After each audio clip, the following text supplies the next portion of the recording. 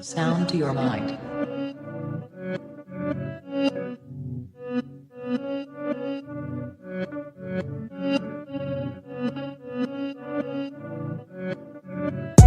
Breathe.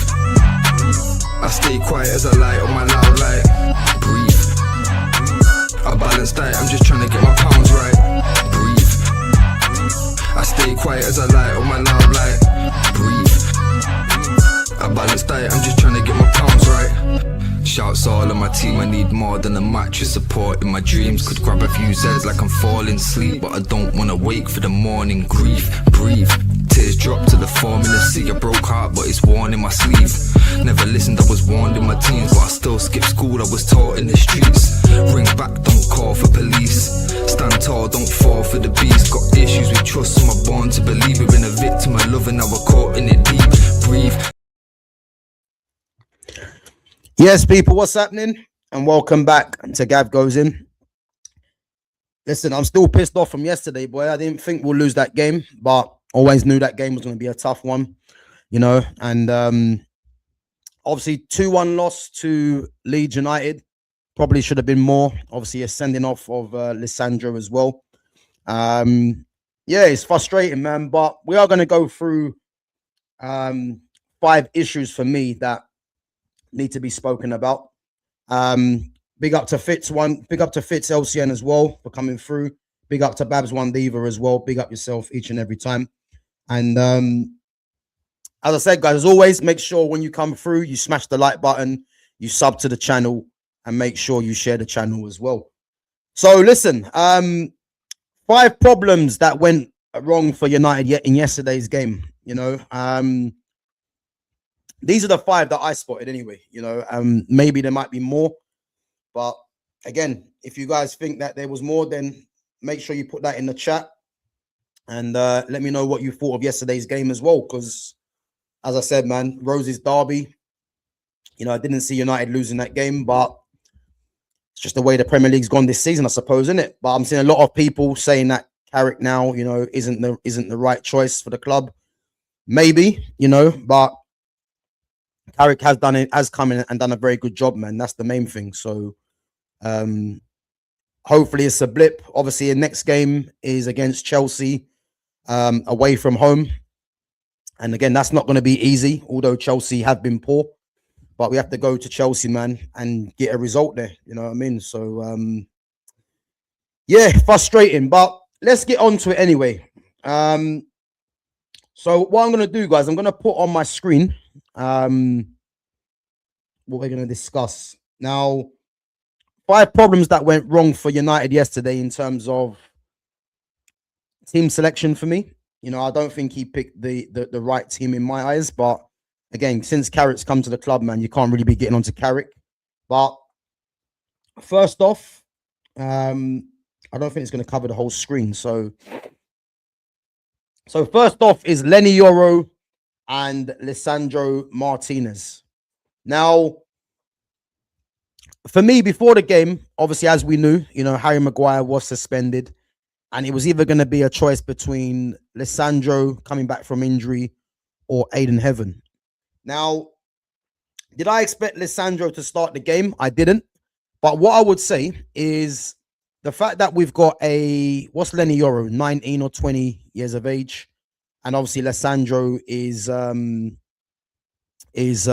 28, I believe. I think he is, yeah. Now, immediately from this game, I said to myself, them two are going to have a problem. They're going to have a problem in this game because Dominic Calvert-Lewin, as we know, you know, is very good in the air. And when I'm looking at Lisandro, obviously Lisandro in terms of stature, you know, he's not 6 foot. So aerially, you know, Dominic Calvert-Lewin was always going to be, you know, dominant against him, really. And then you've got Leny Yoro, who obviously is still, you would say, still young, especially like he's still inexperienced in the sense of Premier League football. Now, those two as a partnership, and again, that was probably the only partnership he could have really played. I think in hindsight now, you're saying Aiden Heaven should have played. And I'll tell you why Aiden Heaven should have played. Because Dominic Calvert-Lewin, as we know, is an aerial threat. Now, if you're looking at the stature of both players, Yoro and Martinez, Yoro's obviously taller than Lisandro. So that meant that Yoro would have had to have been the commanding presence out of the two in terms of trying to compete in the air against Dominic Calvert-Lewin. The fact that Leny Yoro's young and inexperienced, it was always going to be a mismatch in that sense because, you know, Yoro has had his criticism, you know, and the fact that Calvert-Lewin, as we know, is good in the air, it was always going to be a case where Leny Yoro would have had to have been, you know, the player that could have more or less, you know, out-muscled or competed with Dominic Calvert-Lewin.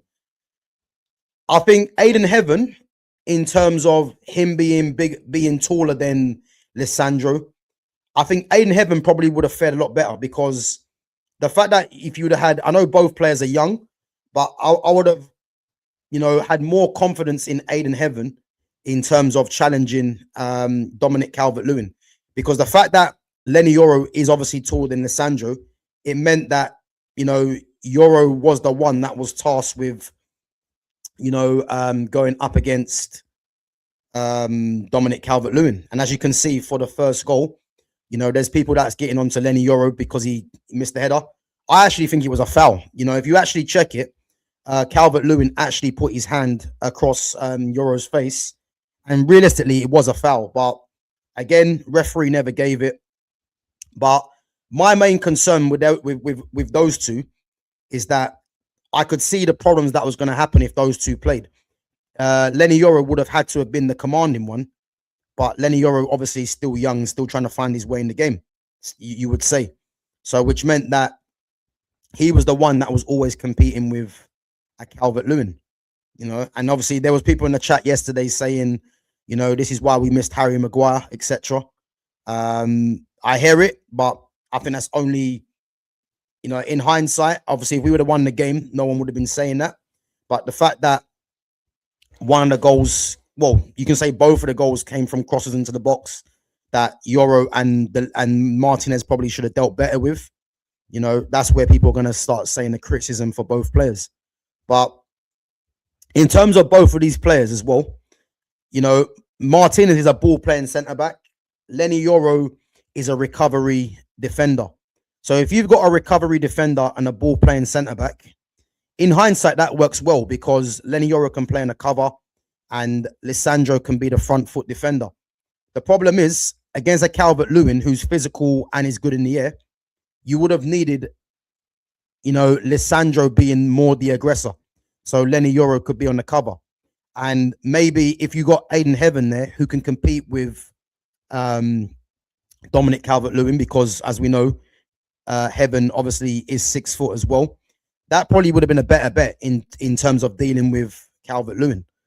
So that's why I think the balance of those two yesterday was just off. It didn't work. Now moving forwards, you know, obviously Lisandro is going to be out injured. Harry Maguire, I believe, might be suspended for the Chelsea game. So you might actually see Yoro and Heaven actually being the partnership against Chelsea, you know, and they'll be playing up against João Pedro. I think they'll actually deal with João Pedro a lot more comfortable than Calvert-Lewin, because João Pedro is not really an aerial threat like that. He can hold the ball up, you know, and he has got pace as well. But I think Yoro and Heaven together should have more than enough to deal with João Pedro for me. But that game yesterday, you could clearly tell was a mismatch, really, with Yoro's inexperience, really, and the fact that Lisandro hasn't got the height to be commanding up against someone like a Calvert-Lewin, you know. So yeah, that's guys. Let me know what you think, because I just thought from the get-go it was always going to be a struggle for them up against Calvert-Lewin due to Calvert-Lewin's aerial ability. Let's go through some of the questions. Let's talk about Barca versus Atletico today. Yeah, listen, I've already said, man, I think Barca come and overturn that lead, if I'm honest. I think Barca overturn the league. It's not going to be easy. you know, but I think if Barca get an early goal, then I can see them overturning that for sure. Man U crap. Yeah, we was poor yesterday, man. We was. But listen, we're still in the ascendancy for Champions League football, and we have to just go and get the job done. And I think if we get beat by Chelsea, you know, I think we'll still have a 4-point gap over them anyway. But again, it's going to be a bit of a struggle, man. But I think we definitely get Champions League. I just think that yesterday was a setback, but we can obviously rectify that.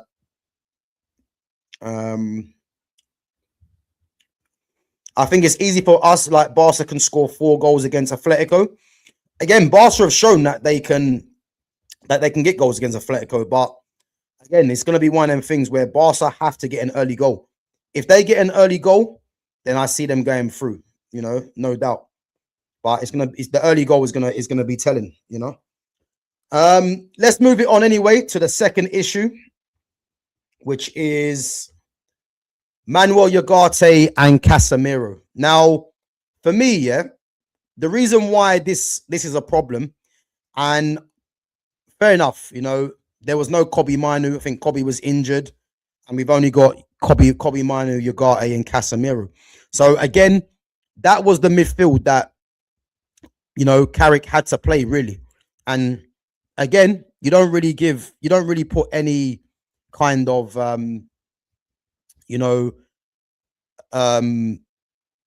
you don't put any kind of pressure or any kind of upset on Carrick really, because there's not much Carrick could have done there. So I understand, you know, when you got Ugarte and Casemiro, you're not going to play good football really, because as good as Casemiro is, Casemiro will probably be the first one to tell you he isn't a possession-based player, and Ugarte definitely ain't anyway. Yeah, the problem with these two, yeah, with Ugarte and Casemiro playing together, is that when you're playing games like yesterday, yeah, you need players that have ball retention. And I know someone mentioned it yesterday in the chat, yeah. Without Kobbie in that midfield, there's no ball retention, because as I said, for as good as Casemiro is, that's not his that ain't his game really, you know. And Ugarte really is a ball winner, you would say. So the fact that you had a midfield two of Ugarte and Casemiro, you know, and you haven't got none of them players that can drop in to the space and you know, keep hold of the ball, let the team grow into the game, is a massive issue. And this is why those two together, you know, was never going to work. And the amount of times, you know, Tanaka from Leeds was running through the midfield, Ampadu as well was in there, you know, trying to stomp his authority for Leeds. That midfield there, that midfield two there, I mean, those two are not going to be here next season, because Casemiro is obviously leaving and Ugarte has to leave. So that won't be the midfield next season. But what I would say is, when you've got a midfield of Ugarte, Casemiro, and obviously Bruno Fernandes, who we'll get onto after, when you've got a midfield of those three, you're not ever going to keep the ball. And this is why as well, you have to somewhat feel sorry for the attackers, because we're going to get into them as well. But a midfield three like them, whether people say that's the only options that United had on yesterday, you know, there's things that Carrick could have done. He could have played a Xerxes as a 10 to get hold of the ball. You know, I know obviously you had Tyler Fletcher on the bench who's inexperienced, so the Ugarte Casemiro one was obviously going to happen. Or you could have dropped Bruno back into midfield and played him alongside Casemiro. Again, there was things he could have done, but when you've got a midfield like Ugarte, Casemiro, and Bruno, do not expect any sort of ball retention, you know. And I think that went a long way to us not winning the game yesterday, because all three of them players there, not one of them are ball retention players. And again, it shows you how much Kobbie was missed, because the one thing Kobbie does is get his foot on the ball and dictate the tempo of a game. And Man United never had any control at whatever point in that game, you know. And obviously going down to 10 men, you know, people will say at least they tried, you know, they showed some passion, some heart. But again, United were always up against it. And a lot of it for me is to do with that midfield, you know. And this is why I keep saying in the summer, we need to go and buy ball retention players. Camavinga, Tonali, both ball retention. Baleba for me can be ball retention, but he offers something different, which is what you need. And then if we can get I like Alex Scott, you know, what he done against Arsenal. You know, he's got ball retention about him. You got Adam Wharton as well, you know, and I think yesterday just showed you why having ball retention players is key. Because that midfield yesterday, you know, they just couldn't keep the ball, you know, and as I say, you can't really put too much blame on Carrick because that's all Carrick had to work with, really, you know, but it is what it is. Let's see. To be fair, you only need to top 5 to reach your goal. Same with Liverpool. Chelsea are terrible and Villa are falling away as they get deeper into Europa League. Wouldn't worry about it. Season's over. Yeah, listen, we're definitely going to get Champions League football. I got no doubt about that. And it's not because we're just great. It's because the other teams are just not that good, you know. So yeah, we'll definitely get Champions League football, man. I've got no worries about that whatsoever, you know.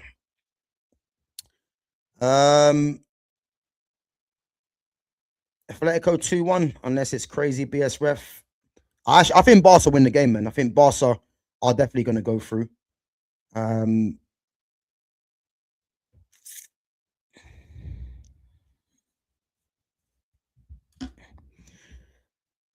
Yeah, listen, that sending off for that sending off yesterday for Lisandro.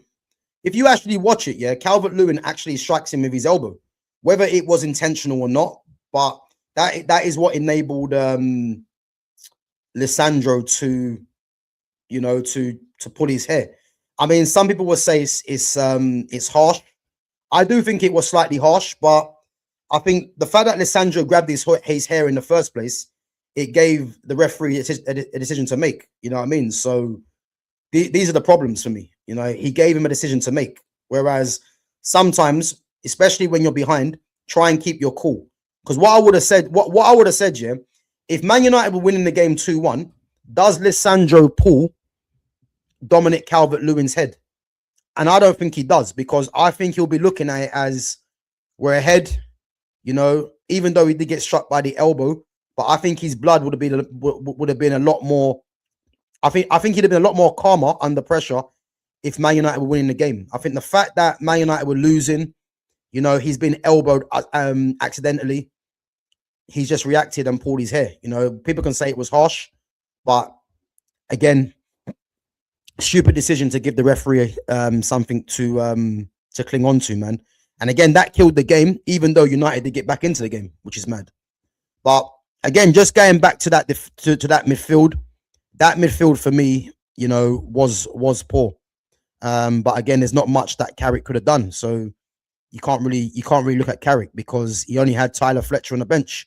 And this is why in the summer, man, three midfielders is an absolute minimum. An absolute minimum, you know. But let's see, man. Anyway, moving on to the third problem, which is Bruno Fernandes. Yeah. Now, if you actually check here, that game yesterday, this is part of the problem because this is about identifying, yeah? It's about identifying what are players' strengths and weaknesses. If you've got Casemiro and you've got Ugarte in midfield, two players that are not ball retention players, yeah? As the third midfielder, and this is the problem with Bruno Fernandes, yeah? He sets up in a number 10 position, but plays support striker. Yeah. Then when things are going against Manchester United, he goes and plays deep line to go and get onto the ball. The guy's got no kind of discipline. It's like when United are under the cosh, he goes and picks the ball up from anywhere. Never holds his position. Now, people might say he's trying. If in actual fact, what he's doing, he's making the team more vulnerable. Now, if I've got a midfield behind me of Casemiro, who wants to get into the box, Ugarte, who is not great on the ball, as that third midfielder, you should be, as Bruno Fernandes, as we're led to believe he's a number 10, what he should be doing is keeping close to that midfield and trying to get into the pockets and play like little triangle passes. Because the thing is, the fact that he plays as a support striker, it gives the midfield absolutely no control. You know, again, if you've got Kobe in there, you can probably afford to be a bit more advanced if you're Bruno Fernandes. The very fact that Bruno plays the way he does, knowing that you've got a midfield of Casemiro and Ugarte behind you, to me is careless. Because what we needed in that game was possession. And if you've got your so-called number 10 that is playing so high up the pitch as a support striker, how do you think, you're gonna ever have control in the midfield? How do you ever think you're gonna have control in the midfield? And this is why I'm saying to you, people don't want to hear it, But I don't think people deep how much of a problem that Bruno is. He vacates the midfield, and then when we're under the cosh, he goes and picks the ball up from defense and starts spamming balls. Again, if you want to give Bruno credit yesterday for the assist to Casemiro, again, I've broken down what a real assist is. The fact that Casemiro finished that first time is with a header, that's an assist for Bruno. But again, it was a ball played into an area. Yeah. But my thing is we had no control of that midfield because you've got a so-called number 10 that wants to play as a support striker and give no control to the midfield. If that was against a top team, let's say a PSG, a Barcelona, a Bayern Munich, and Bruno was doing that yesterday, we would have got absolutely battered. That's the truth, especially against 10 men. Yeah, he gives no control to the midfield. Like, people can disagree all they want, but just have a look at where he plays, support striker majority of the time. You know, you cannot be playing that gung ho when you've got a midfield behind you like Casemiro and Ugarte, two players that are not renowned for keeping the ball. You see what I mean? So, it's a problem. It's a problem. Moving on, and I'm going to keep it onto this as well, before we move on. So before the game yesterday, Bruno Fernandes has 1,610 attempted passes, 242 progressive passes, 110 successful long balls, a pass accuracy of 83.2%, which is poor. 76 missed long balls. A long ball completion rate of 59.1%. I dare anyone in the chat to tell me now, that is acceptable. And that will tell you as well, why this team can never play possession based when you've got someone like this that wants to continuously play long ball. The fact that he's got a 59% completion rate, no one can tell me that is a positive, because it's not. So this is why next season, we have to transition to being a possession-based team. And that means you cannot have a player like this that has a 59% long ball completion rate. Impossible. 459 times lost possession. 219 missed passes. 131 missed crosses. Tackled 25 times. Average losses per match in terms of possession lost, 16.21. Yeah, I'll say it again. If we want to play good football and be possession based, it cannot contain Bruno Fernandes. That are the stats before the game. Yeah.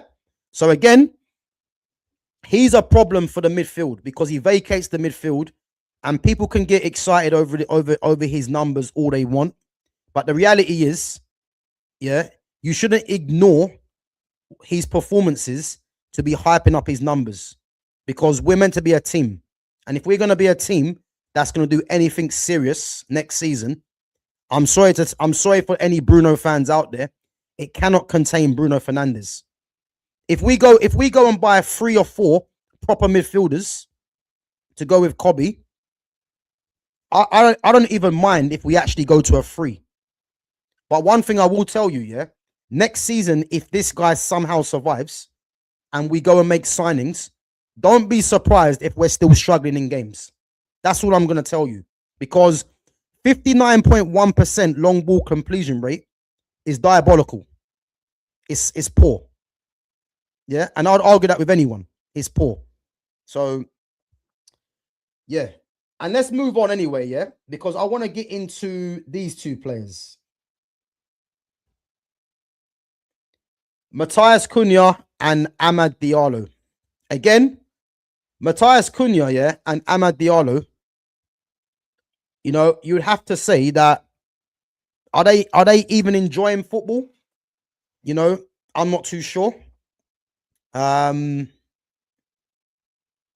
What do I think of what happens to them next season?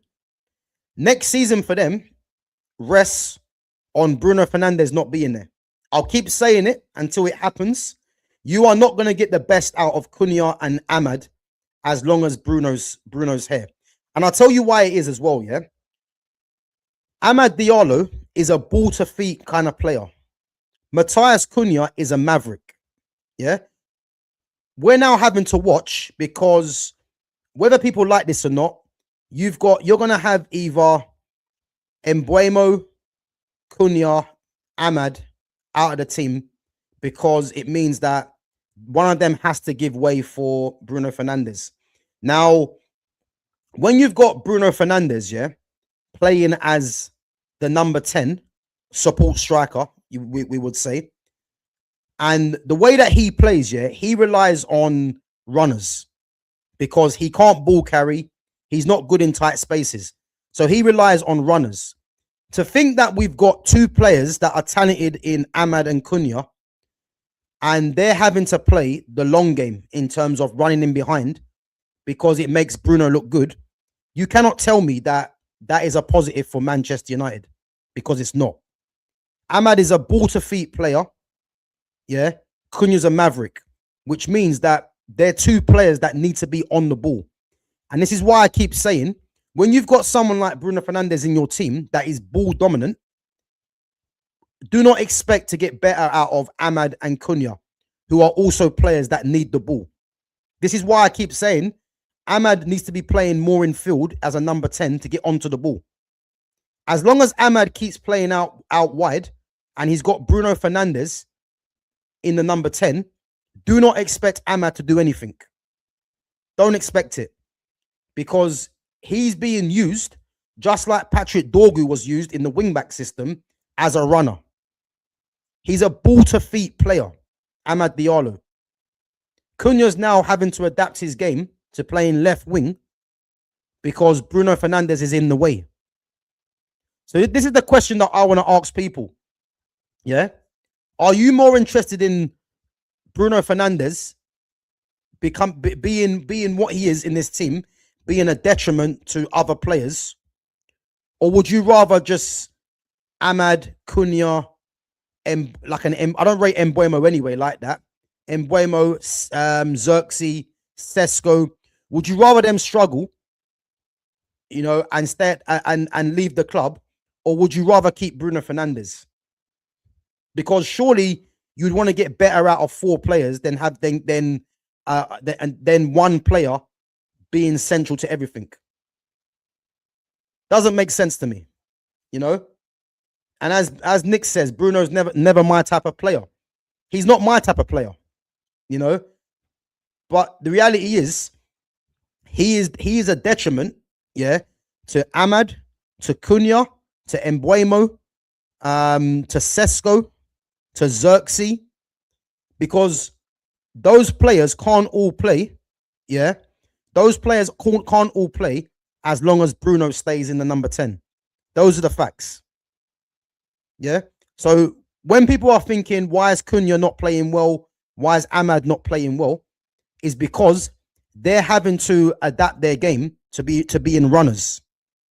And if people don't want to understand that, then that's your choice. Have your opinion. It is what it is. But when you've got two players that are ball to feet players and they're having to adapt their games to being runners, why are we surprised when they're not having good games? Why are we surprised? It shouldn't be a surprise. It's just obvious to see what's going on. I guarantee you, yeah, as soon as Bruno leaves and one of those two players are given the freedom that Bruno has, you'll get better from them. I promise you. But it's not going to happen. It's not going to happen. I promise you. Tony Jones is saying Bruno all day long. Cool. Your opinion. But as I keep saying, yeah, I'd much rather get better out of 4 players than get something out of 1. Because you can't tell me that, you know, Bruno Fernandes is more important than getting better out of four other players. Can't tell me that, you know. Big up to Christopher McGrath as well. What's your prediction for the Champions League second leg? I think Barca go through tonight. I think Barca overturn the second leg deficit. I think they overturn it. It's not going to be easy, but I think if they get an early goal, then I think they go through to the next round, man. You know, but it's not going to be easy. And PSG Liverpool, I mean, I know Liverpool would have got a confidence boost, but yeah, PSG are going to win that all day long, man. Arsenal Sporting, guys. I am live tomorrow for the watch along as well for Arsenal Sporting at 7:45. So yeah, make sure you guys come through tomorrow. Again, Arsenal are the favourites, but they'll be going into a game low on confidence. I think Declan Rice hasn't trained as well, so if he makes it, I'm not too sure. And then you've got the other one, which is Bayern Real Madrid.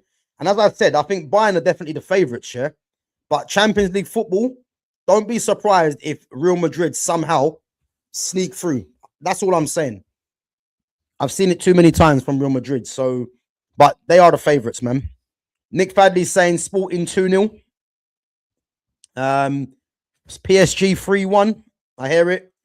Christopher McGrath saying Liverpool 4-0. Mad. 4-0. 4-0 Liverpool. What? 4-0 getting beat, you're saying? Yeah?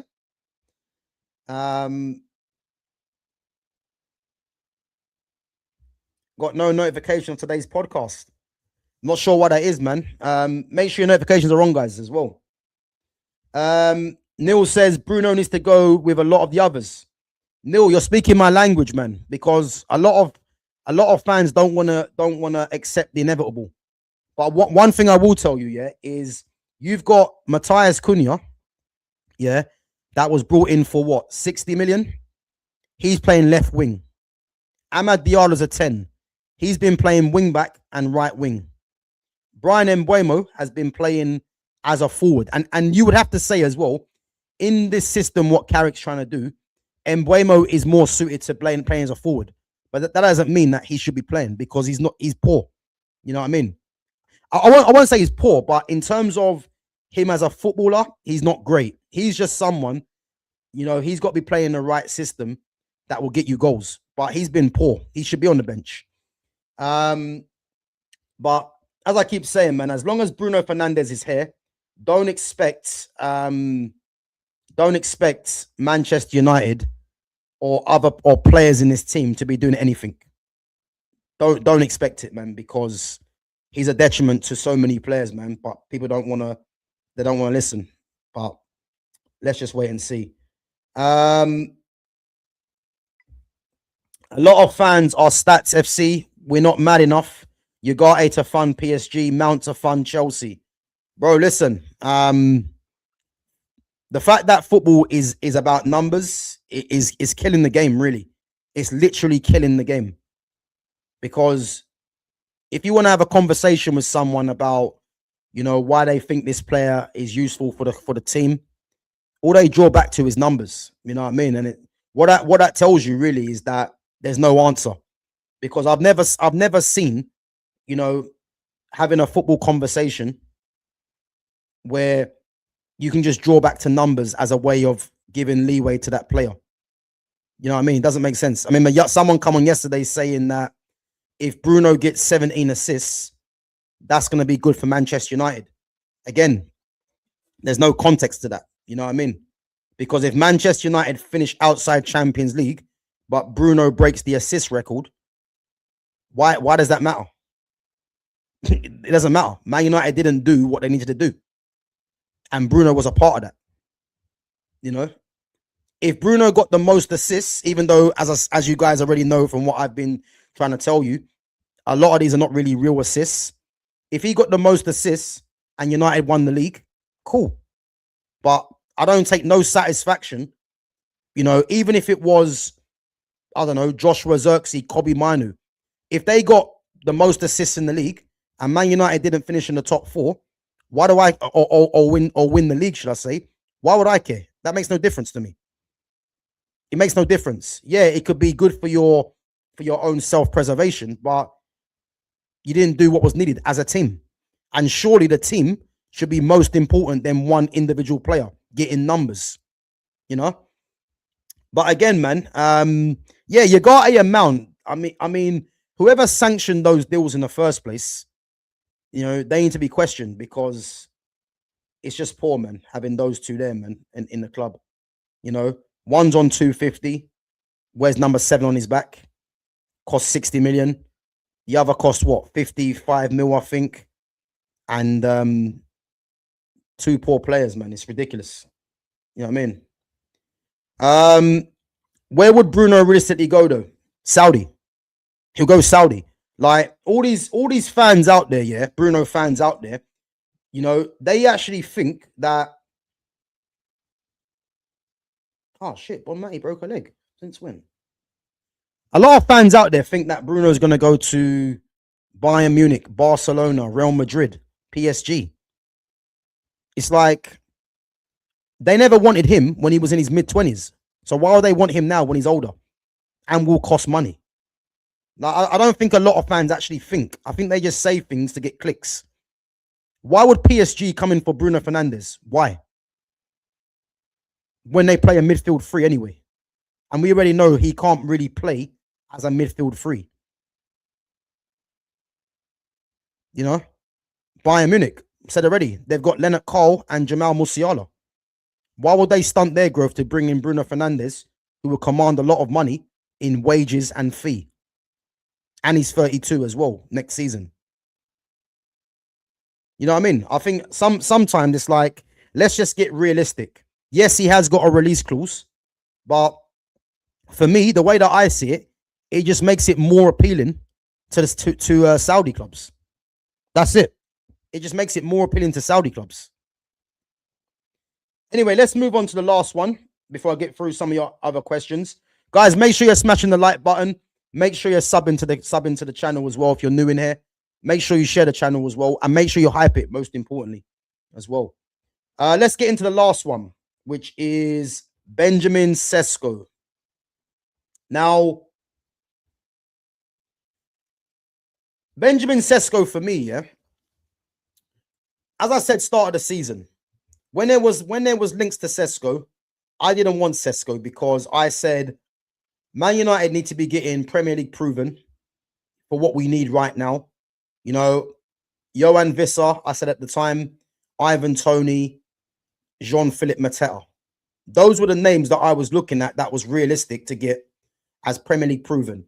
But the fact that we got Benjamin Sesko to replace Rasmus Højlund, for me at the time, meant, do you know what? I can back that signing because Rasmus was that bad and Sesko all round is a better player. The one thing about Sesko, which I'll tell you, yeah, and I predicted this in my match preview. I said if Sesko starts the game, United will struggle. The reason he's going to struggle, yeah, is because Pascal Struijk is physical. He wants to get up close and try and rough you up.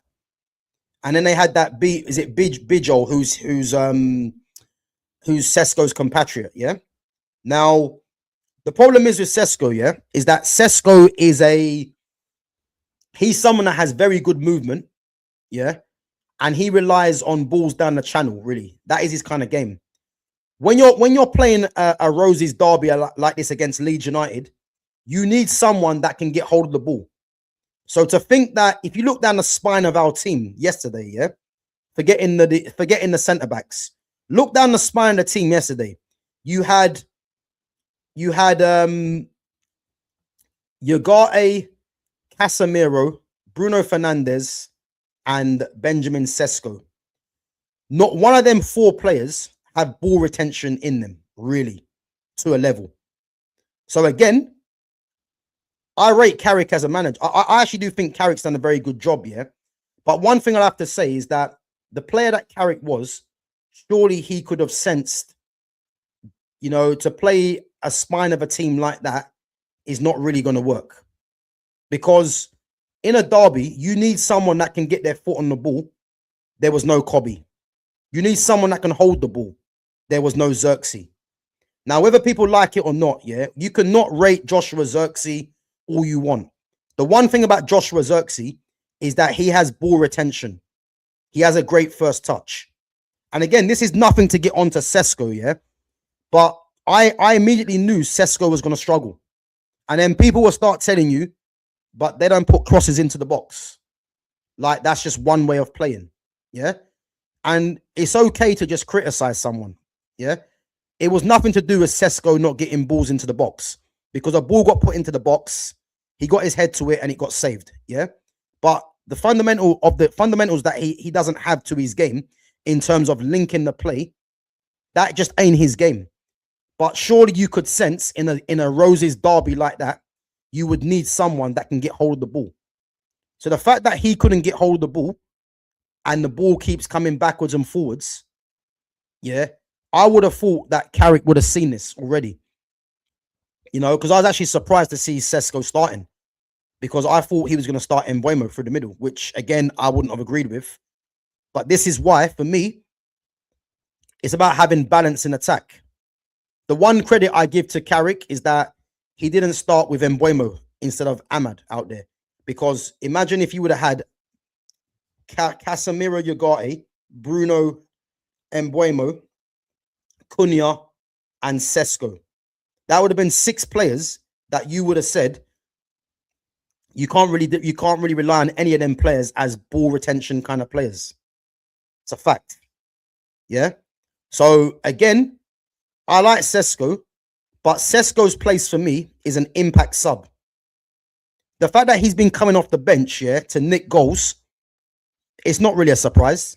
He's playing up against tired legs. He's athletic. He's very good in the air. As you can see, he starts the game and he's nowhere in the game. And that was even before Lisandro got sent off and United went down to 10 men. He was nowhere in the game. So again, all these fans that think Sesko should be starting, you know what I mean? Again, nothing on Sesko, but he's kind of showed you that his place to the end of the season really should be as an impact sub. And why Joshua Xerxes isn't getting more games doesn't make any sense. Because I guarantee you this for free, if Xerxes would have played yesterday, he would have got hold of the ball and brought others into play. That isn't Sesko's game. Sesko plays on the shoulder. And as I said, man, like, I want to see against Chelsea what Carrick does. Obviously, no Lisandro. So the centre-back pairing is going to be, you would think, Heaven and Yoro. I think he brings back Dallo. Again, Mazraoui wasn't great, but could that be a game because Mazraoui hasn't been playing? A bit of rustiness, you never know. I mean, Luke Shaw's a waste of time, but again, I'm not going to get onto Luke Shaw because how that guy has survived for how long he has, But yet we hounded out players like Fred, Malacia can't even get a game, but yet we still got to deal with Luke Shaw. Hopefully Dorgu's fit enough and he can go at left back. I don't know. If he plays the same midfield 3 again, which I think he does, I'm just hoping that Kobe is back, because at least Kobe, people don't rate Kobe, Kobe gives you ball retention. If you want to ease the pressure from the defense, you need players that can take the ball and alienate and relieve the pressure from the opposition. If he plays the same midfield again of Casemiro, Ugarte, and Bruno Fernandes as a 3, and Bruno plays the same way that he has been playing, we'll get overrun yet again. We'll get overrun. It's a fact. Because I think, I'm not sure if Reece James is back, but they might play Reece James and Caicedo in there. I think Enzo will be back as well. He might play in there. If we play the same way against Chelsea, with those 3 again, if Kobe's not fit, I dread to think what happens. That's all I'm going to say. And then the front 3 as well. he has to, like, I mean, I don't even know if he's going to play Ahmad or Mbuemo because both of them are struggling, both for different reasons. Cunha, I mean, that's not the Cunha that was at Wolves. You know, I mean, he does bits and pieces in the game, but that's not the same Cunha. Again, is he struggling from not being the main man? I think he is. And then who does he play up front? Because he can't play Sesko up front again for me. He's got to be an impact sub. He can't play Mbuemo through the middle. It has to be Xerxes. It has to be. Because we need someone that can hold the ball. We need someone that can keep the ball. Let's see what he does. You know? Let's see what he does. Let me go through some of your comments and questions. Guys, big up yourself. Make sure you're smashing the like button as well.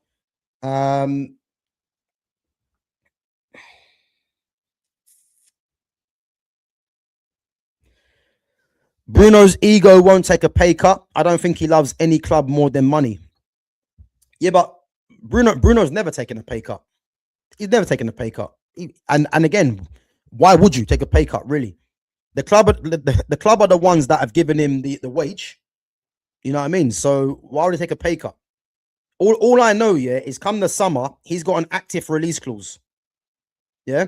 If Saudi were trying to get him, you know, at the start of the season, they can come back with less money now. So the Saudi one's going to be there.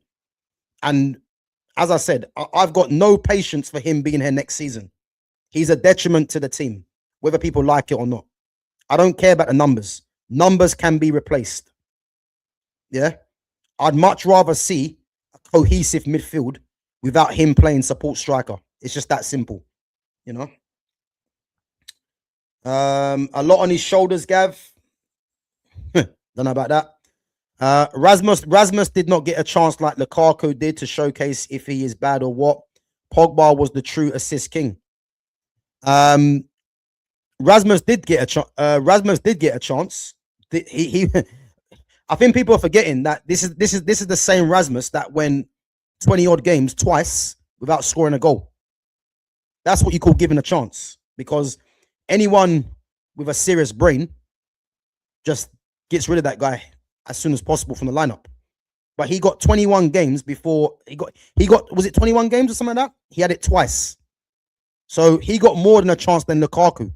Lukaku wasn't a great footballer, but look at Lukaku's record at United in terms of goals. He wasn't my kind of striker, Lukaku, but he was by far better than Rasmus Højlund. But Rasmus Højlund was given more leeway because we know why.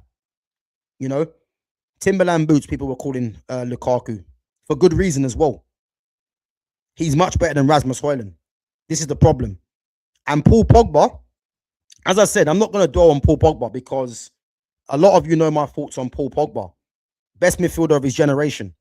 The guy is ridiculous. He has everything to his game, you know, but yet he's had to settle for second fiddle for Bruno Fernandes. Bruno Fernandes was given the freedom of Old Trafford while Paul Pogba was doing up wing duties. And he can play in the wing, by the way, but he was doing up doggies on the wing because they want to give the keys to Bruno. Ridiculous. Absolutely ridiculous. This club don't love footballers. That's the problem. They love tryhards. You know, tryhards don't win you anything. Would have saw a lot of players after the final against Tottenham. Shaw, Maguire, Bruno, Dallo, Casemiro, Lisandro due to injuries. Malacia. I can't fault that. I can't fault that. I cannot fault that. Garnacho gone. Yep. But he was never good. Højlund gone. Yep. You know, obviously Rashford's on loan. But yeah, those players there. I mean, I haven't got a problem with Maguire staying, if I'm honest with you. I mean, Casemiro for me would never have gone. You know what I mean? Casemiro for me should have stayed with his experience and his winning mentality. And look at what he's done. I believe Casemiro's got like 10 league goals or something like that. I heard. I could be wrong. Or he might have 10 goals in all comps. I'm not too sure.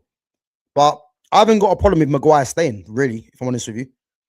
I mean, I heard the other day that he's staying on the same money, which is a joke if that is to happen. But Maguire as a fifth choice centre back, you know, if he's taking a wage cut, then I'm not really that too fussed. You know what I mean? Because you're not going to get like another Harry Maguire with what he's done in football in terms of how many games he's played, the experience. You won't get that. You know, you guys know that I want Murillo from Nottingham Forest. I've been calling his name for time, you know, and the fact that Lisandro's a liability, go and get Murillo because he's a very good defender. But let's see, man, anyway, you know.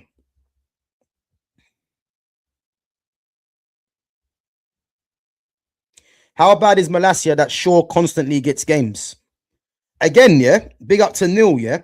I don't even think Malacia's that bad, yeah. But I'll tell you what's happened, yeah. The majority of the fan base have convinced people to think that Malacia is that bad. That is all it is.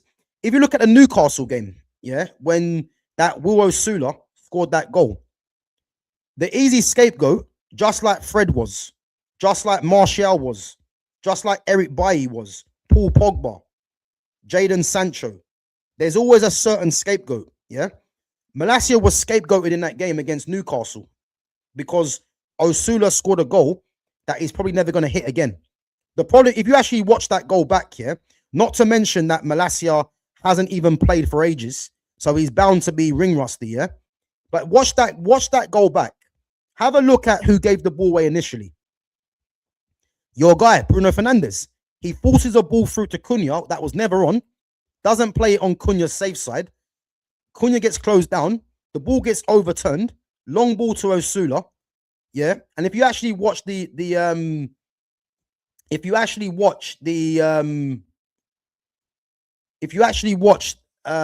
actually happens, Maguire was actually favourite to the ball. And then and then he ends up running back into the box, which means that Malacia now has to defend.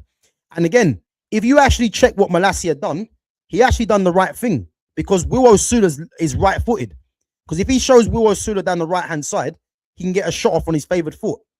The fact that he showed in Osula infield on his left foot, no one could have predicted that Osula is going to hit a shot like that. You know, Lemon's never moved. You could be critical and say Maguire should have come across quickly, but you have to give credit to the strike because he's never going to hit that again, you would say. But all I heard after the game is Malacia, because he's the scapegoat. Because these fans don't want to throw it onto Bruno Fernandes. Bruno Fernandes is also the player that gave away the penalty against Anthony Gordon. But because he takes the free kicks and put the ball into the box for Casemiro, it's all forgotten about, you know? But I don't think Malacia is that bad. I just think the fan base look for scapegoats. And unfortunately, Malacia is one of them. Because you can't tell me that Malacia is going to do anything worse than what Shaw's doing now. He's not. It's a fact. You know what I mean? So, Kobe is good, but it's hard when your team doesn't move off the ball. Passing lane staying constantly closed like yesterday. But again, Kobe is very good in the ball. Yeah. But when you've got a front four like that, as I said, you've got Ahmad, who's a ball to feet player. If Ahmad's a ball to feet player, play him in the 10. This is my point. Because he'll come and get onto the ball. If you actually check what Bruno does, yeah, Bruno just plays support striker. He's even higher than the striker at times. Whether that's under instruction or he's just doing his own thing. Oh, hey, Iraola's leaving. End of the season. Guys, breaking news. Iraola's leaving Bournemouth, end of the season. I wonder where he's going. Where's he going, Iraola?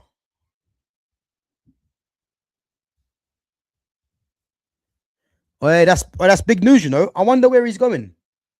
You have to believe, yeah, Iraola is gonna, if he stays in the Premier League, yeah, I'm looking at Liverpool might be in the shout. Chelsea. Abroad, who knows? But the fact that he's leaving, man, that's big news. I wonder where he goes. But anyway, back to what I was saying. Yeah, when you've got Ahmad, who's a ball to feet player, You know, you have to play Ahmad in the 10, as I said, because he'll come and receive the ball, especially if you've got two midfielders that are not comfortable on the ball, like Ugarte and Casemiro. They need someone that's going to come to the ball and take the pressure off them. You know, so again, man, it's a problem, isn't it? You know what I mean? It is a problem.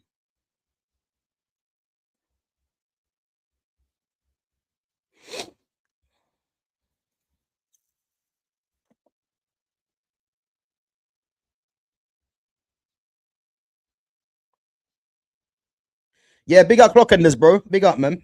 Big up. 50% of Pogba is better than 100% of Bruno. Again, I don't really want to make it about Bruno versus Pogba because it's not that, because no one should ever make that comparison. Bruno Fernandes is nowhere near Paul Pogba, no matter what Sky Sports tell you or these dumb pundits tell you. Yeah, he's nowhere near him. But Paul Pogba was never given the opportunities that Bruno was given, and we know why that is. So I haven't really got to get into it. You know, if you've got your eyes firmly open, you'll know what's going on. Again, it's not about Paul Pogba versus Bruno Fernandes. Like, Bruno Fernandes can't lace Paul Pogba's boots. He can't. Don't matter what the stats say, he can't lace his boots. Just that simple.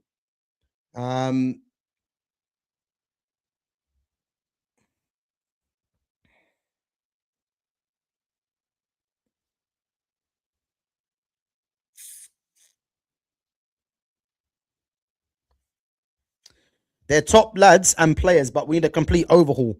Check how the rot is getting to Cunha and Mbeumo. They used to run mad.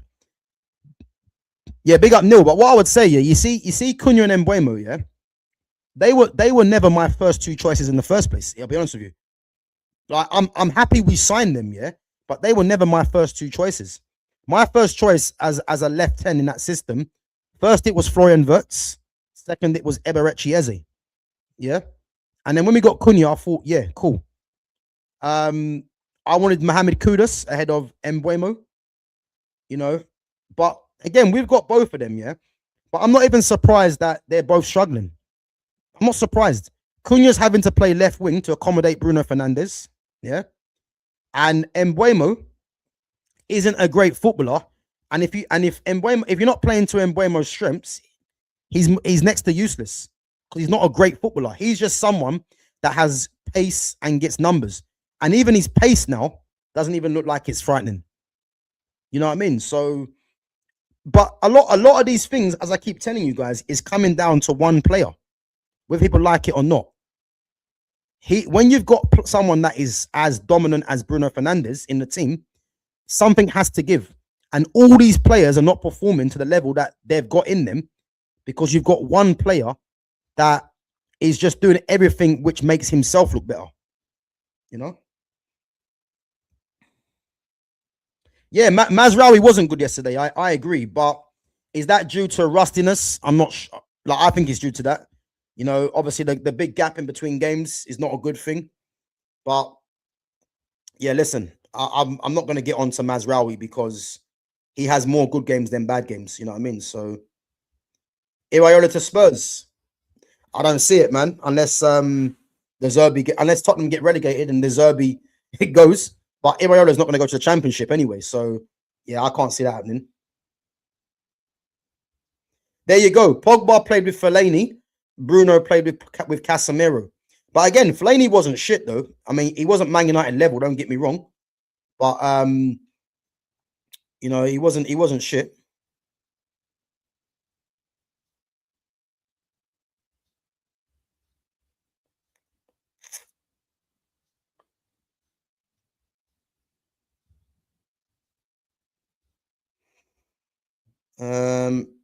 United may still get Kudus if Spurs go down. Maybe.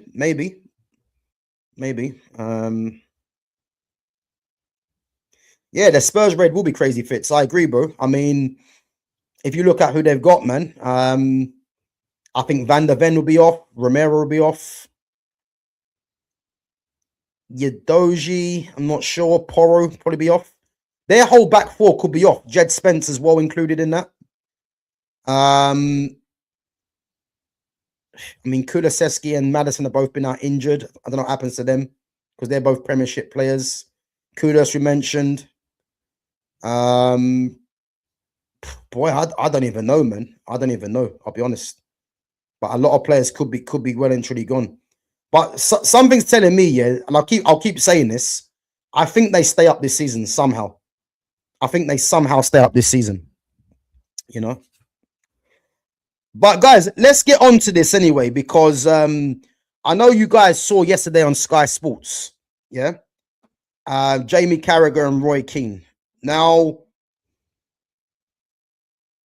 this is why I tell you people, yeah, to just always have your own opinion, your own mind, and not listen to these guys, yeah, because they done their best ever central midfielders, yeah. And again, I'm gonna go through Jamie Carragher and Roy Keane's list, yeah. Now, bearing in mind, yeah, it's like, again, it's their opinion, isn't it? You know, you can't. It's their opinion, so their opinion is their opinion. But it just shows you like how these guys actually view the game, because the way they view the game, in my opinion, is flawed. It makes no sense as to what they pick based on what, yeah. So let's go through the list of central midfielders, and I'll tell you why this is key, yeah, which no one picks up on. When you're saying central midfielder, yeah, you cannot compare Roy Keane and, let's say, Kevin De Bruyne, because Roy Keane was an actual central midfielder, whereas De Bruyne played in a free. And if you actually look at De Bruyne, he occupied the half spaces a lot of the time. So Kevin De Bruyne was more like a right midfielder playing central in a sense, yeah. Then you look at another example. I'm looking at the players on this list, yeah. Then you look at someone like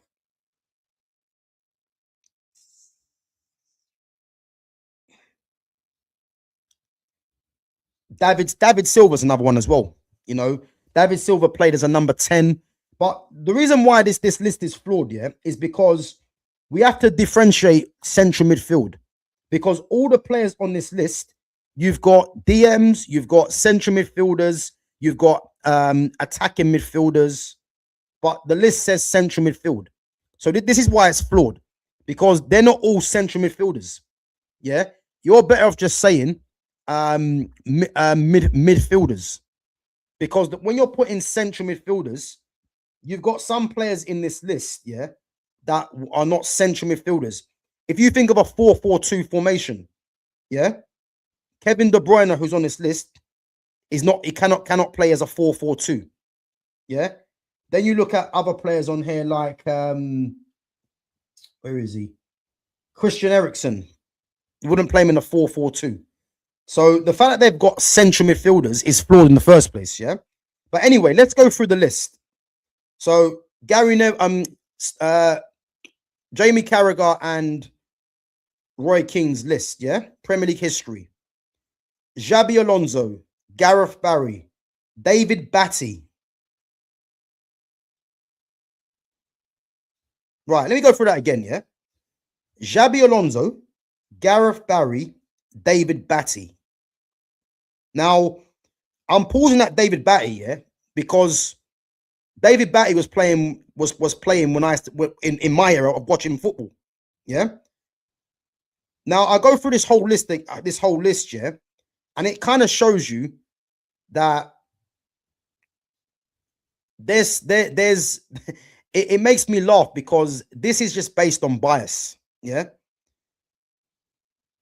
Michael Carrick, Kevin De Bruyne, Christian Eriksen, Michael Essien, Cesc Fabregas, Bruno Fernandes, Fernandinho, Steven Gerrard, Ilkay Gundogan, Jordan Henderson, Paul Ince, N'Golo Kante, Roy Keane, Frank Lampard, Claude Makelele, Gary McAllister, Luka Modric, Declan Rice, Rodri, Paul Scholes, Bernardo Silva, David Silva, Gary Speed, Yaya Toure, Patrick Vieira.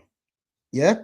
Now, if there's any kind of clue, yeah, as to the bias between these two, Jamie Carragher and Roy Keane, yeah, and furthermore, yeah, look at the kind of players that they were.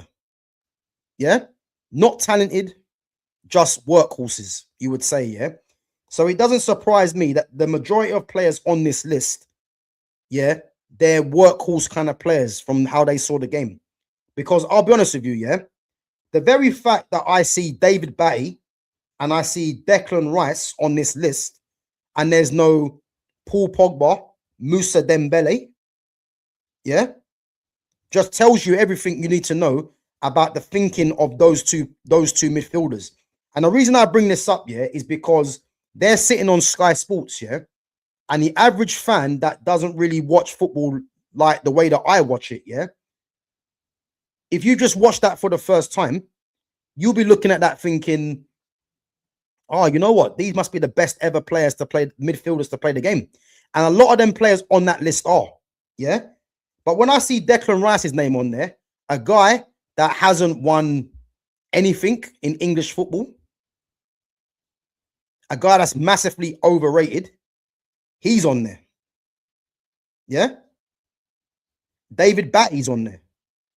David Batty was just a run-of-the-mill central midfielder for Leeds United. So again, I have to look at the people that are picking these players. Yeah. Yeah. Even Darren Fletcher's name not on there. How can you put Declan Rice but not put Darren Fletcher? Darren Fletcher has won Premier League titles and Champions Leagues, I believe. Champions League. Declan Rice has won nothing in English football, but yet he's deemed as one of the best ever central midfielders.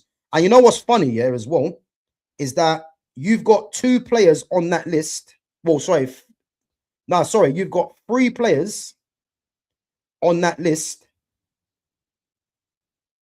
Well, no, sorry. There's four because Bernardo Silva's there.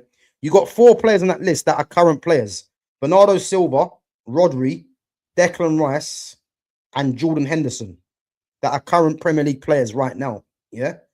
But the very fact that if you guys watched Moussa Dembele, yeah, what a player Moussa Dembele was. So you mean to tell me that Declan Rice is better than Moussa Dembele? Hell no. Hell no. Hell no. How the hell have they compiled this list, yeah, with no Moussa Dembele, no Paul Pogba, but yet we're meant to believe that David Batty and Declan Rice can be there?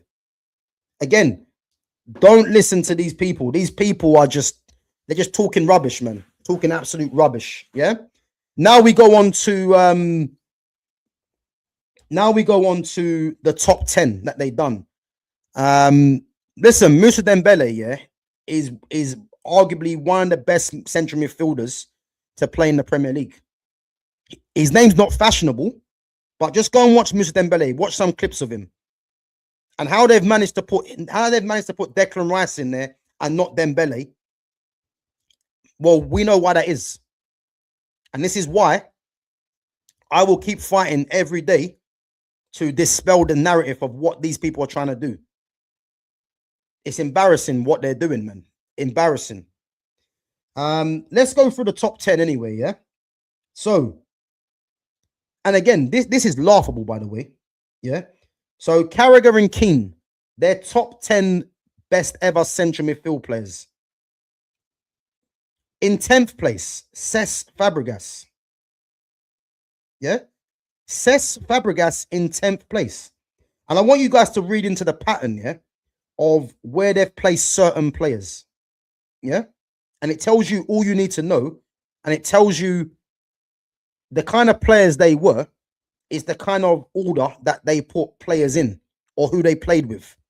Very biased. Yeah. Cesc Fabregas in 10th place. I don't know how Cesc Fabregas is in 10th place, by the way. Yeah. Cesc Fabregas was a guy that made his debut for Arsenal at 15 and is arguably one of the best midfielders to play for Arsenal. I'll go along and say only Patrick Vieira can chat to Cesc Fabregas in terms of being the best ever And maybe people might say from back in the day, Liam Brady as well. They're the only guys that can chat to Cesc Fabregas. The only guys. Yeah. This is a guy that played false 9 for Spain. False 9 for Barcelona and Spain. But yet, and won what he won. What did he win? He won the Euros. I'm not sure if he won I think he won the World Cup as well with Spain. Yeah. He won the Euros, the World Cup. I don't think he won Champions League with Barca. Definitely not with Arsenal. League titles with Barca, I think, and with Arsenal. Managing Como right now. So Cesc won a lot, yeah. I don't think Cesc won Champions League fits. I'm not sure if he won Champions League the season he was there. I could be wrong, yeah. But yet we're meant to believe that he's 10th in this list. And the reason I'll say this list is a joke here, because we're going to go through all the names. 10th, Cesc Fabregas. 9th, Rodri. Yeah? Don't know how Rodri's 9th, by the way, either. Don't know how. This one's an absolute joke, by the way. 8th, Yaya Toure. Yaya Toure is 8th, yeah? Yaya Toure is one of the best midfielders to play in this league. Hands down. Hands down. One of the best midfielders to play in this league. He had everything, Yaya Toure. Ball carrier, strong, change of pace, technical, could pass, could shoot, great first touch, could dribble. Anything you wanted, yeah? Yaya Toure had it in abundance. But yet, him and Fabregas and Rodri find themselves in 10th, 9th, and 8th. How? This is arguably the most embarrassing of the lot. Paul Scholes, 7th. When I see the list yesterday, yeah, I had to ask myself, is this banter? This can't be serious, yeah? How the hell is Paul Scholes 7th and he's below N'Golo Kante and Lampard? How? How the hell is Paul Scholes in 7th? And I'm trying to tell you, yeah, these two, Roy Keane and Carragher, have sat down and they've got the cheek to put Fabregas, Rodri, Yaya Toure, and Paul Scholes in 10th, 9th, 8th, and 7th. Disgrace, yeah? N'Golo Kante in 6th. How? How? Why? Because he drives a Mini Cooper. Is that why? How the hell is N'Golo Kante the 6th best ever central midfield player? N'Golo Kante had his strengths, don't get me wrong, yeah? But what is this based on? Because it cannot be based on football. Impossible. Because Fabregas, Rodri, Toure, and Scholes are all better footballers than N'Golo Kante. Ridiculous. Frank Lampard in 5th.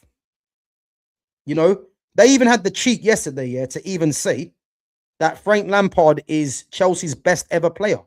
What the fuck are they talking about? So Lampard's better than Zola, is he? He had more of an impact than Drogba, than Eden Hazard, than John Terry. What are these guys talking about? Seriously. This makes me angry because it's like Lampard got goals, yes. He was an ever present. Praise him on that. How the fuck is Frank Lampard Chelsea's best ever player? Says who? Based off of what? Because he got goals. You know what I mean? You cannot tell me that Frank Lampard was better than Drogba, Hazard, or Gianfranco Zola. No, he wasn't. He was a good Premier League player. Furthermore, how the hell is Frank Lampard in 5th place and Paul Scholes and Yaya Toure and Fabregas and Rodri are in 7th, 8th, 9th, and 10th? How? Patrick Vieira in 4th. Cool. Still, Vieira for me, would I place him ahead of Yaya Toure and Scholes? I wouldn't. And Yaya Toure was a bad, Patrick Vieira was a bad boy, but I don't know. I don't think he shouldn't be higher than Scholes and Toure for me. He shouldn't be. This is an absolute joke, by the way, and this just tells you the bias, yeah? Kevin De Bruyne in 3rd. in third. And they even said, yeah, Kevin De Bruyne is the best passer of a ball that they've ever seen in the Premier League, or just in general. What I'll tell you there, yeah, they don't know what passing is. It's quite clear. Kevin De Bruyne was a very good player, yeah, but Kevin De Bruyne cannot play on the half turn. Kevin De Bruyne cannot occupy in tight spaces. You know, these are the kind of things that they need to get questioned on, because to come out with some nonsense like Kevin De Bruyne is the best passer of the ball that they've seen. Well, you didn't see Andrea Pirlo, no? You didn't see Pirlo play. Paul Pogba off both feet, no? Thiago Alcantara, no? Xabi Alonso. What, they're not better passers than Kevin De Bruyne? And this is the media narrative bullshit, yeah, that these guys come out with. And then people just buy it because they're ex-professionals. I couldn't give a toss what they are. Just because they're ex-pros, that don't mean they know football. Because quite clearly they don't. Because to put this list out as a top 10 is nothing short of embarrassing. Kevin De Bruyne, the third best central midfielder to ever play in the game. And again, this central midfield is flawed anyway. Yeah, exactly, Fitz. Keane played next to Scholes, yeah? And he had the cheat, and they had the cheat to put Scholes in 7th. The thing is, it was majority Jamie Carragher's team, yeah? Because he puts Roy Keane 2nd. And again, the reason this is key, yeah? Because Roy Keane will tell you himself, all those players on that list are all more talented than him. He will tell you that himself, yeah? But the fact that Carragher put Keane 2nd is because of the way Carragher sees the game. Carragher's a passion merchant. He was a shit footballer and a passion merchant. That is why he puts Keane 2nd. Because the fact that Keane was a great captain, and he was a good footballer. He was. But how the hell is Roy Keane 2nd? And then you've got Paul Scholes 7th. Even Patrick Vieira's better than Keane. Keane will tell you that. But he's 4th. Scholes is 7th. Touré's 8th. Rodri's 9th. Fabregas is 10th. How? How is that? How? I mean, the whole thing's an absolute joke, man. And obviously, who does he put first? Surprise, surprise, Steven Gerrard. And as I said, yeah, Steven Gerrard, listen, was a great player for Liverpool. No doubting, yeah? But Steven Gerrard gets hyped up because he was action man. All action midfielder. You know? All action midfielder. Steven Gerrard couldn't go and play for Barcelona. Paul Scholes could. Easy. Paul Scholes would fit into the tiki-taka way of Barca. Gerrard couldn't. And that's no slight on Gerrard, but Gerrard was an action man kind of player. And again, in a country where it's more about being a passion merchant than anything else, which is why they put Declan Rice in there. This is why Jamie Carragher puts Gerrard first. Because Jamie Carragher, obviously he's his ex-teammate as well, but Jamie Carragher cannot think that Steven Gerrard is a better footballer than Paul Scholes and Yaya Toure, because he's not. He's not. Fabregas, he's not better footballer than Fabregas. You know? And this is why, yeah, this is why this whole, this list there is an absolute joke, man. It's an absolute joke. So I'll run through it again. Jamie Carragher and Roy Keane's top 10. Fabregas is in 10th. Rodri's in 9th. Yaya Toure 8th. Paul Scholes 7th. Kante 6th. Lampard 5th. Vieira 4th. De Bruyne 3rd. Roy Keane 2nd. Steven Gerrard 1st. How? How? You know what I mean? Embarrassing. Guys, let me know what you think. Let me know what you think. Obviously, I'm going through some of your questions now. Where's that clown that was trying to tell us yesterday that they will take Keane's opinion over lifelong fans of the club? Yeah, but listen, a lot of fans don't really know football. That's the truth. They think they do because they're supporters of the team, but they don't really know football, man. That's a fact. You know what I mean? Best midfielder the league ever had. How many league titles did he win? Again, Paul Scholes has the most league titles from any central midfielder. I think he has 12. I think second to him is who was second? I see the other day. Oh, second to him's De Bruyne. De Bruyne and Bernardo Silva. I think they're joint on 7. But if Bernardo Silva wins, he'll be second outright on 8, I believe. You know. But yeah, as I said, man, it's an absolute disgrace, man, as to that list, man. Ridiculous. And again, a lot of it is just based on bias anyway. You know what I mean? We know exactly what it is, you know. So yeah, that's it. But guys, let me know what you think in terms of the 5 issues from yesterday's game as well. Let me know in the comments after the streams ended, and let me know what you think of that top 10 list. Is there any other players that you think should have been included in there? Because for me, as I said, no Dembele, no Pogba, but Declan Rice is in there. And what I'll tell you as well, yeah, you have to be very wary of who is doing these lists, because the fact that Jamie Carragher was a poor footballer, yeah, it doesn't really surprise me, the players he picks. Because if you look at all those players on that list, and I'll run through them again, yeah, the majority of them are passion merchants with a few ballers on there, yeah. David Batty, passion merchant, that's 1. Bruno Fernandes, passion merchant, 2. Steven Gerrard, passion merchant, 3. Jordan Henderson, passion merchant, 4. Roy Keane, passion merchant, 5. Frank Lampard, passion merchant, 6. Declan Rice, passion merchant, 7. So there's 7 passion merchants on there. Then you've got real ballers. Yaya Toure, 1. David Silva, 2. Bernardo Silva, 3. Paul Scholes, 4. Rodri, 5. Modric, 6. Gundogan, 7. Fabregas, 8. Xabi Alonso, 9. So I would say nine proper players there. And then you got, is it 7? I said passion merchants. Then you've got guys on there that get GA. Kevin De Bruyne, 1. Bruno Fernandes, 2. I've said Lampard already.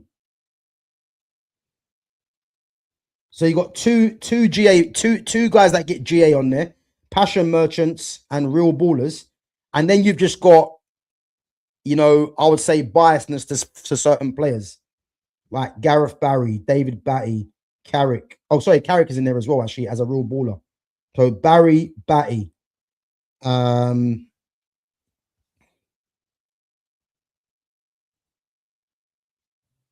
Steven Gerrard. Well, I said him as a passion merchant.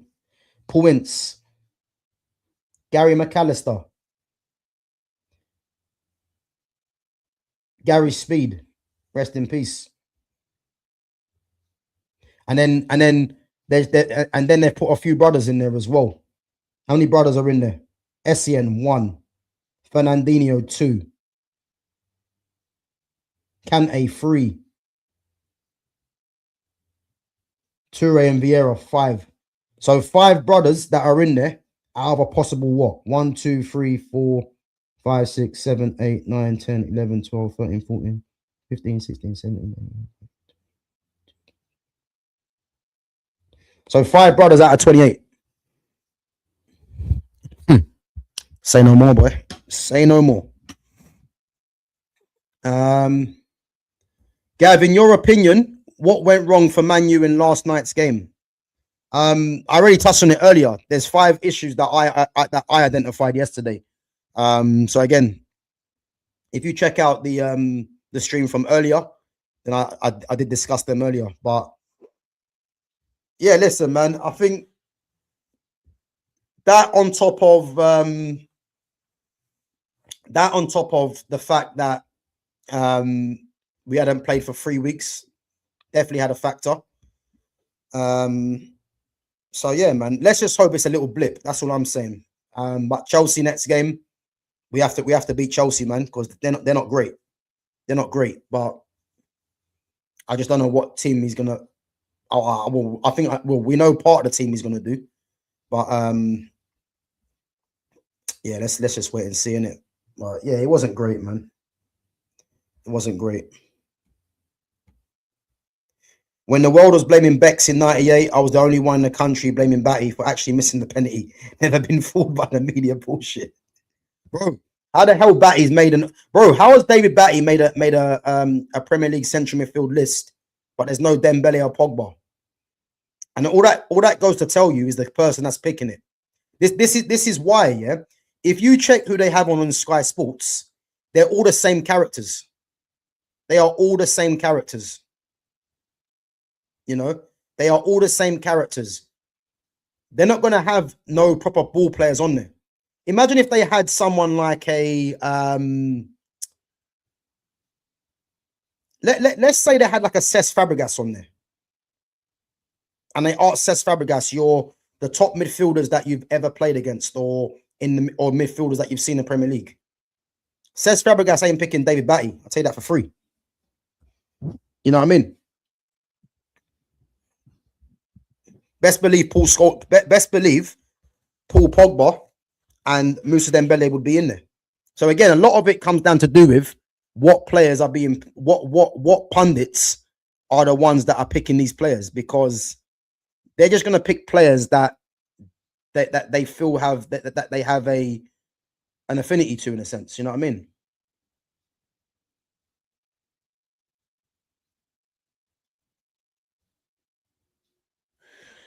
Should we go after Igor Thiago? I don't trust Sesko. I mean, Thiago's name's going to be floated about, innit? Obviously, because he's only one goal behind Haaland now. You know, he's had a great season, and for me, he definitely goes to the World Cup.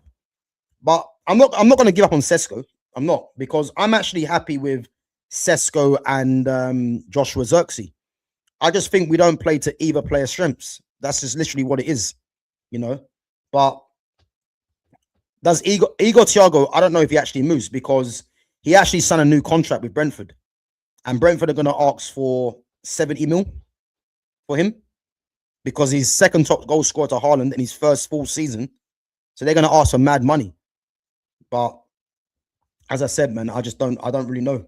I don't really know what's going to happen.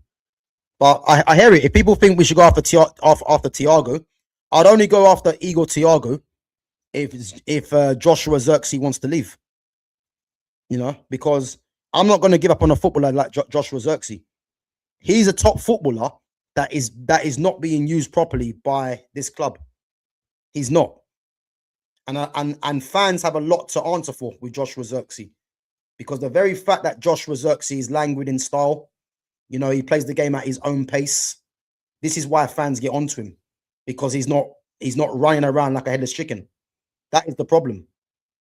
You know, the fan base just like tryhards. That's all it is. That is literally all it is. They don't like footballers. It's that simple, you know. But as I say, man, those that don't hear will feel, and it applies in that situation there. Thiago and Sesko will be better than Zirkzee and Sesko in Champions League, bruv. Not for me. Not for me, man. Benjamin Sesko is not better than Joshua Zirkzee. He's not. Just because a few other channels might tell you that, Sesko's not better than Zirkzee. He's not. He's not. Sesko's a good player, but Joshua Zirkzee is a real talent. He hasn't been given the opportunities that a lot of players have been given. So again, to say Thiago and Sesko will be better than Zirkzee and Sesko, I don't agree. I don't agree. You know, I don't agree. Again, Thiago's had one season, which he's done well, you know, and Sesko for me is an impact sub. You know, so yeah, I don't agree, man. But again, I can see why you're saying Thiago and Sesko. I hear it, because one's scoring goals and one's starting more than the other, and that's probably where the bias is coming into it. Keane has notoriously been biased. Look at his autobiography, blaming everyone around him, and Carragher was a shit centre-back in a shit team. Having them create a list of the best centre-mids in the league is pointless. Exactly my point, Fitz. Exactly my point. Exactly my point. Exactly my point. I mean, we can't take seriously when those are the two guys that are picking midfielders. It's like, for instance, someone come on yesterday saying that Roy Keane thinks Bruno Fernandes is the best 10 in the world. So because Roy Keane said it, we have to listen. You know what I mean? This is the kind of delusion of fans you got out there. They think because Roy Keane used to play the game, whatever he says is gospel. I'll tell you this right now. When it comes to football, Roy Keane don't know more about football than me. No way. I comfortably know more football than Roy Keane. Not even bantering. I comfortably know more football than Roy Keane. The only thing Roy Keane can tell you is what he experienced when he was playing. But when we're talking about proper football, he don't know. He don't know. He don't know the difference between midfielders. He probably thinks all midfielders are the same. They're all doing the same job. That's what Roy Keane probably thinks. You see what I mean? Like, it's embarrassing, man. Will you give the keys to Carrick? If we can't get Luis Enrique, Zidane, who else is there? I mean, I like Iraola, to be fair. I do like him, but has Carrick done enough to be above Iraola? It depends, man. It depends. I think the problems that I'm having with Carrick right now, yeah, is that he's not playing Xerxes enough. You know, he's not being brave and playing Ahmad in the 10 because, again, Bruno Fernandes is there. So there are a few issues there. But again, man, unless we're going to go and get a Luis Enrique or a Zidane or a Xavi, someone like that, then, you know, maybe an Iraola might come into that as well. Then I don't see any problem and any point changing the manager. I don't. You know what I mean? Let's see what he does next season with the signings. That's all I would say, you know. Yeah, Fitz. Roy Keane didn't rank himself second. Carragher did. Carragher ranked Roy Keane second. But to be fair to Roy Keane actually came out and even admitted that all those players on that list are more talented than him. So that the issue wasn't Roy Keane, really. It was Carragher licking his ass on live TV and having the cheek to put him second. That's the problem, you know. But both of them guys, you don't listen to.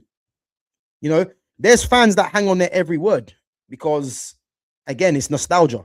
Not over here, though. You know what I mean? Not over here. That performance by a man last night was stinky, bro. Bruno back to his usual antics. Short average, going back, but some decent balls played. Maguire was missing, and Sesko isn't him. Again, big up to Ammo, man. Ammo, if you watch the stream from the beginning, you will see the 5 points that I made, and it includes all 5 of them. You know what I mean? Again, man. Some people don't want to listen, man, or don't want to believe in it. You know, it is what it is. What will be your 5 signings in the summer, bruv? 5 signings in the summer.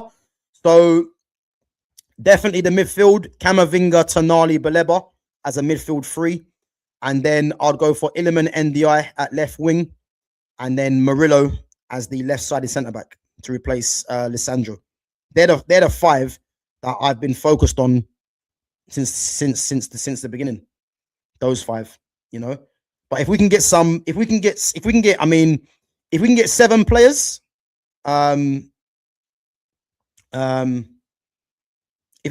players, then listen, bring it on, man. And if we can get extra 2 players, definitely some fullbacks, and then maybe another midfield player. Who knows? But those 5 for me, yeah, they're the 5 that I'm looking at for sure, man. Yeah, for sure. But let's wait and see. Right, guys, I'm going to wrap it up in 5 minutes. So if you guys got any other questions, make sure you bring them through. Guys, what would your 5... Well, actually, let me ask you a question. What would your 5 signings be then as well?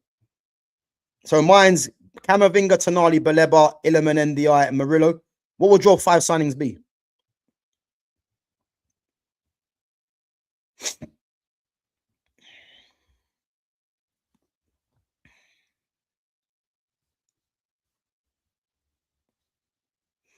Big up to Gamer.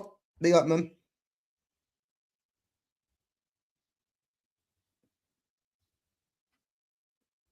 So, guys, yeah, what would your 5 signings be?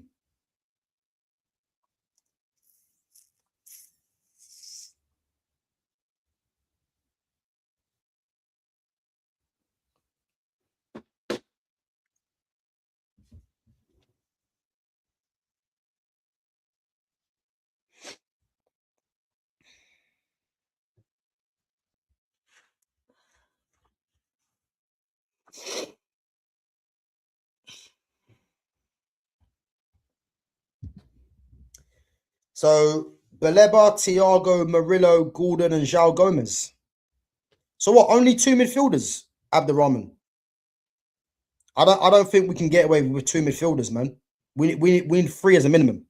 Remember, we've only got Kobe next season because Ugarte is useless and should be gone, and Casemiro's going as well. Baleba, yep, I can support no matter what anyone else says, really. Anthony Gordon. You know what? Yeah, do you know why I don't want Anthony Gordon? Yeah, and this is the reason I don't want Anthony Gordon, because we need to get control. When I mean control, yeah, we need players that want to play possession based. Anthony Gordon's a runner. You know, you put the ball in behind, he runs. I'm sick and tired of seeing those players at the club. There is a place for them in the squad, but we have someone in like that in Mbeumo. You know, Sesko can run the channels as well. I don't want to be seeing the Man United having too many of them players in the attacking area, because I'm just sick and tired of watching shit football. And the only way we're going to play good football is by having the majority of the lineup ball possession based. You know, and out of all those players there that you've named, yeah, really and truly, there isn't really one player for me that stands out as being totally dominant in terms of possession, apart from probably Murillo. You know, João Gomez to an extent, yep. But Camavinga and Tonali, they're both ball possession-based players. You know, Iliman NDI is as well. Murillo is. You know, Baleba's a bit of both. But yeah, Tonali, Gamer, you're Newcastle, man. You want us to get Tonali now, yeah? We have to get Tonali, man. 100%. 100%. And something's telling me we will get him. Something's telling me we'll get him.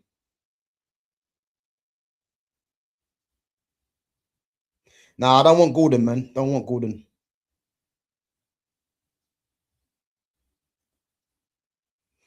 Yeah, Kama, Tonali, NDI, Van der Ven, and the 5th needs to be a centre mid. But I want Dallo replacement. Yeah, I know. I hear it fits, man. But I just don't think.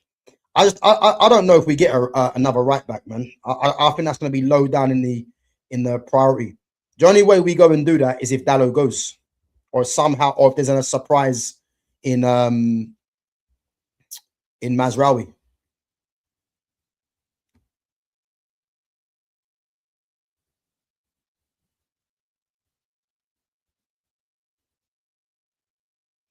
So yeah, you man need pairings that complement the team, but who pairs with Bruno?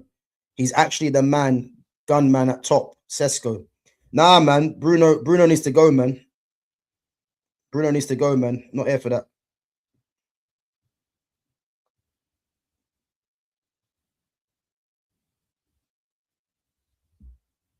I don't trust Carrick. Get Nagelsmann or Enrique. Again, I don't want Nagelsmann. We had to suffer with Ruben Amorim, and Nagelsmann's better than Amorim, but I don't know if I want to go down that route again.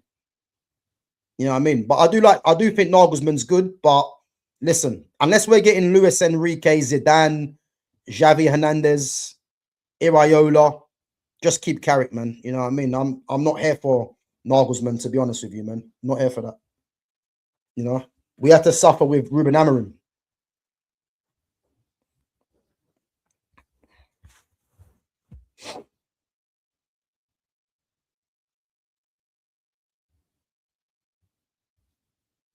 Whoever we get won't get backed either way.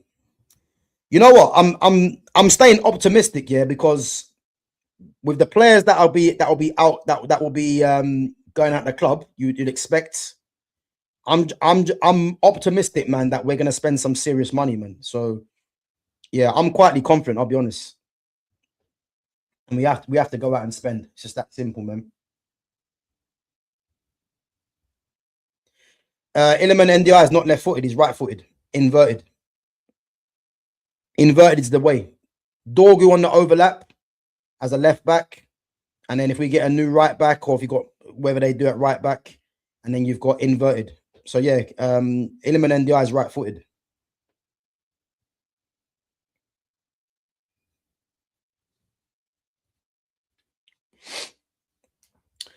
Giving Maguire a new contract already showed me our levels. We're too mushy. I disagree with that, Neil, because again, if Harry Maguire has stayed on the same wage, which I heard something, which I'm not sure is true, then that is poor. Don't get me wrong, yeah. But for me, if Harry Maguire has reduced his wage and he's a fifth choice option, there's not a problem. For me, the problem will be is that if he's on the same wage and if he plays and if he's a first choice starter next season, that is where I look at it and think that's poor.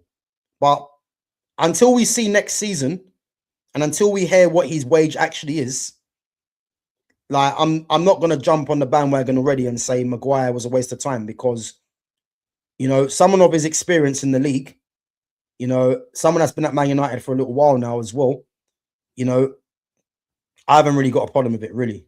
The problem I have is if it's the same money and if he's first choice. That's where the issue comes, you know.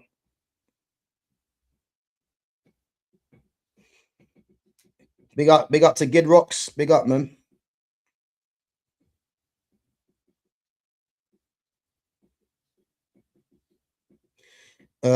We need 5 players minimum to you need 5 players minimum to get Champions League again and challenge. I agree. 5 players is a minimum.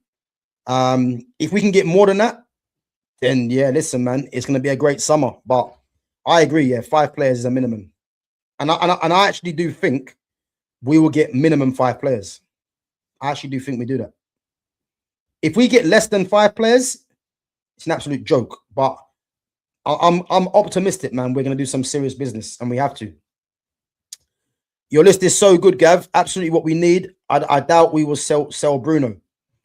We need to get rid of him. But the positive that I see in the Bruno one is that he's got a release clause, and I'm hoping Saudi come back in for him, activate the release clause, and just give him a decision to make. That's what I'm hoping for. But I've got no energy for seeing Bruno Fernandes next season. I'm bored of it now. I've got no energy for Spamble no more. You know what I mean? So we need to get him out, man. It's as simple as that. Get him out of it. He's been there for what? 6-7 years. Yeah, people can get excited over his GA. I don't. I mean, what we won of note since he's been there. An FA Cup and a Carabao Cup. You know what I mean? When it's time for him to step up in big games, he fails. It's just that simple. You know, 2 Europa League finals, failed in both of them. Simple as. Lewandowski could be signed. Yeah, Lewandowski could be a stopgap though, but I think Lewandowski, I got a feeling he might go back to Poland, you know. Where is he now? What, 35, 36?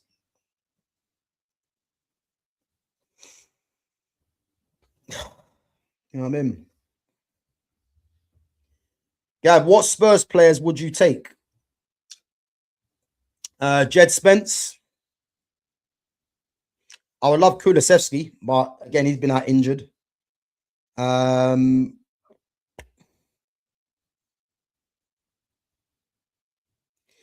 I mean, the obvious ones are Jed Spence and Van der Ven and Kudus, but Kudus has been out injured.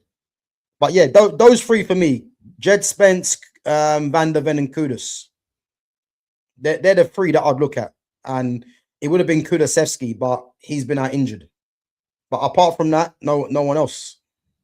You know, it would have been Yodoji a couple of seasons ago, but I think he's dropped off. But yeah, no, it'd be Jed Spence, Van der Ven, and Kudus for me. Okay, he's 38 then. Okay. Around the same as Ibra when United signed him. I mean, listen, Lewandowski is one of the best strikers of his generation, you know, but I don't see us going for Lewandowski. I don't see it, man.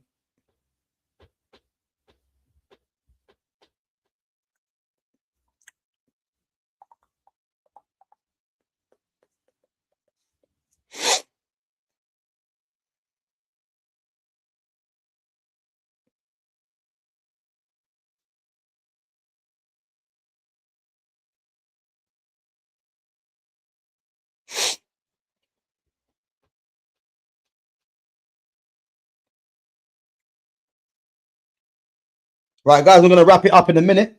So I'm going to go through the last few more of your questions. If you got anything, I'm going to wrap it up.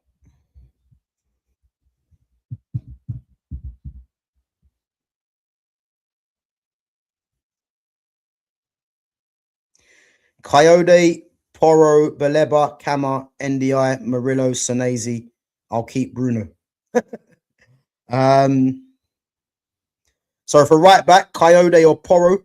You know what? I actually touched on right back. You know, there was a stream I done, I think, a couple of months ago, and it was the three that I mentioned was Coyote, Jed Spence, and Guevara Reed from Feyenoord. And that Guevara Reed, I like the look of him. I've got him on my FIFA team actually, but I like him because he's a talented fullback, man, right back. I like Porro, but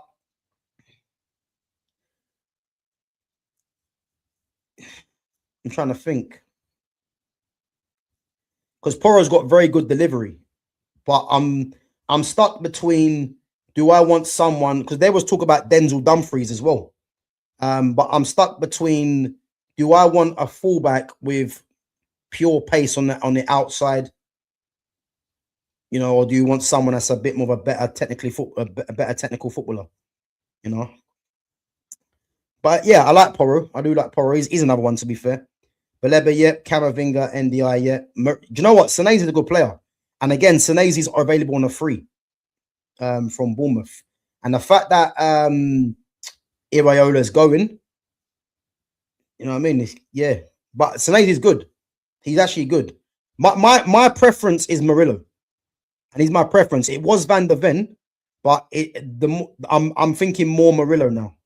And again, Chelsea are looking at Murillo, and we need to be in the ring for that. But because I like Murillo for me. He's young, he's competitive, he's quick, he's strong, and that's key in the wide areas for Man United. You know, when you got a centre back that can get out and help your fullback, he's competitive as well, left-footed. So he's my my preference. But Senesi is good. I like Senesi. He is good.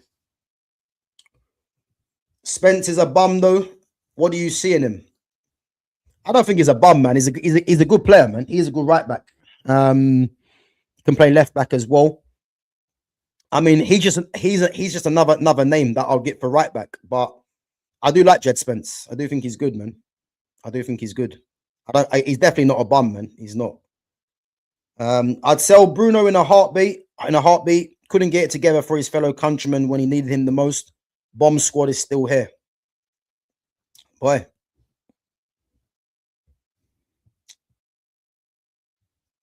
Right, last one.